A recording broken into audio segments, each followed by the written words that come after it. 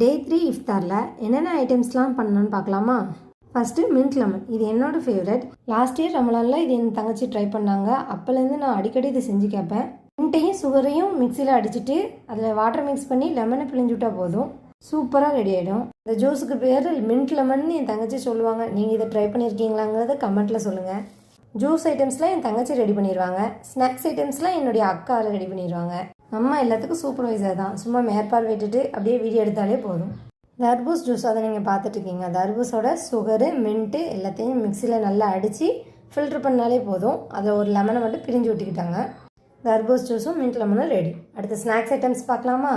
இன்னைக்கு உளுந்தோட போடலாம்னு சொல்லி அக்கா மாவு ரெடி பண்ணி வச்சுருக்காங்க. அதில் வெங்காயம், பச்சை மிளகாய், கொத்தமல்லி கீரை எல்லாத்தையும் சேர்த்து நல்லா மிக்ஸ் பண்ணி எடுத்துக்கிட்டாங்க.